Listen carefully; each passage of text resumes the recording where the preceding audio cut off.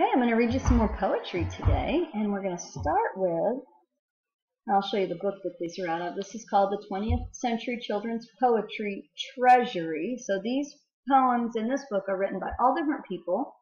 It was selected, or these poems were selected by Jack Prelutsky. He's one of my favorite poets for children. And then the illustrations are by Milo So. And the page we're going to start with today, these are all examples of concrete poems. A concrete poem means that the words are written not just in regular stanzas like we've been reading all year, but they are written in a shape that helps illustrate or tell us more about the poem itself. So this one is called I Was Walking in a Circle, and see how it's written in the shape of a circle. And you wouldn't even know where to start except that they made the first word in bold. So this is where we'll start, and we're going to go around this way. It says, I was walking in a circle when I spied a piece of paper covered with a pretty picture colored yellow, green, and red. As I picked it up, I noticed that it also had some writing, and I knew that I should read it. This is what the writing said. I was walking in a circle when I spied a piece of paper covered with a pretty picture colored yellow, green, and red. As I picked it up, I noticed that it also had some writing, and I knew that I should read it. This is what the writing said. I was walking. And we could keep going all day, couldn't we? Because it's in a circle. Pretty cute. And that one's actually by Jack Prelutsky. This one is about salmon, and salmon leap out of the water. They jump out of the river up into the air and go back down. And so they wrote this poem going up like a salmon is jumping up in the air. It's called The Salmon. We spring, we bound, our leaps astound. We jump, we vault, we somersault. Upstream we spawn, our pearly eggs. Just think what we could do with legs.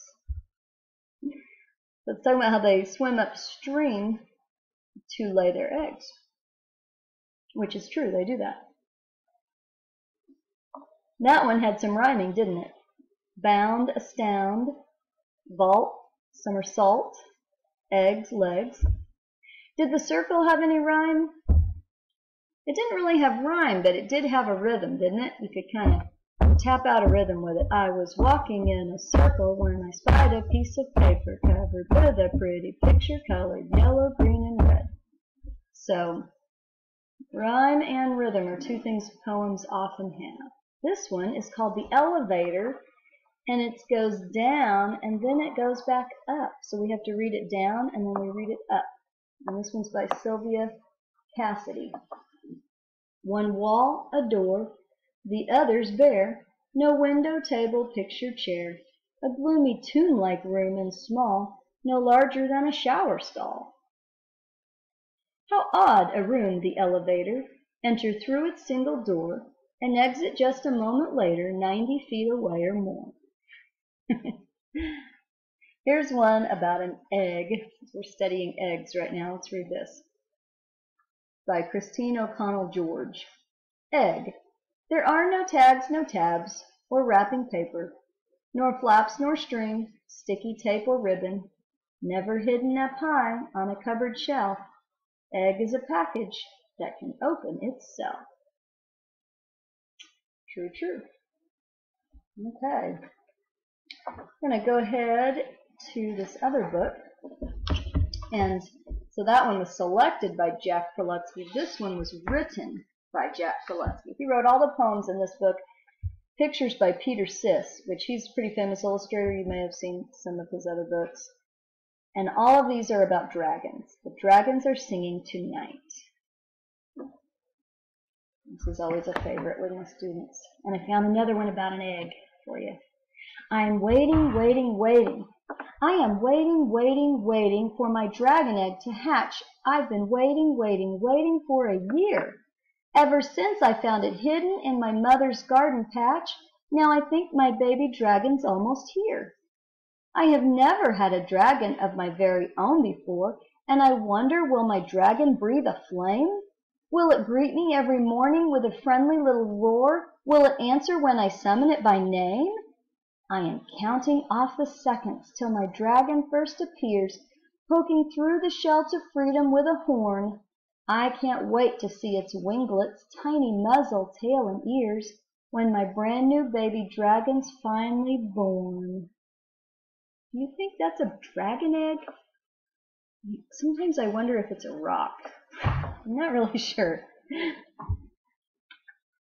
How about that one? Did that one have rhyme?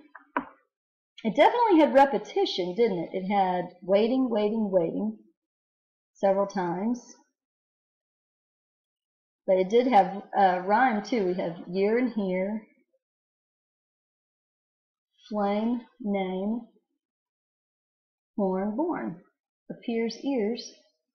Let's see. The first and, yeah, look, it has the first and third lines rhyme and the second and fourth lines rhyme. Hatch, patch, year, here. Before roar, flame, name. Appears, ears, horn, born. I thought this one's kind of cute. Here's a little boy with his pet dragon, and he's saying, I wish I had a dragon. I wish I had a dragon with diamond-studded scales, with claws like silver sabers and fangs like silver nails. A dragon fierce and faithful, always ready by my side. A dragon to defend me or take me for a ride. I wish I had a dragon with eyes of shining gold, who breathed a plume of fire whenever it was told. A dragon so ferocious it might frighten Frankenstein, but not a lazy dragon who sleeps all day like mine. So he wants a different kind of dragon, doesn't he? Long ago, there were lots of stories and legends about dragons. And if you've ever been to the Creation Museum in Kentucky, they have a pretty interesting theory that all these cave drawings that are found around the world of what we call dragons might have actually been dinosaurs that people saw. Because if you believe in the creation account in Genesis, dinosaurs would have been created on day 6 with land animals the same day as people. So it's something to think about. This poem is called Once They All Believed in Dragons. Once they all believed in dragons, when the world was fresh and young. We were woven into legends, tales were told, and songs were sung. We were treated with obeisance, we were honored, we were feared. Then one day they stopped believing. On that day we disappeared. Now they say our time is over. Now they say we've lived our last. Now we're treated with derision. Where we once ruled unsurpassed, we must make them all remember. In some way we must reveal that our spirit lives forever. We are dragons. We are real. And I like how the illustrator made the dragon part of the landscape. See, it's like the hills are looking like a dragon. I hope you enjoyed those poems today. Next week we'll get to start writing some of our own.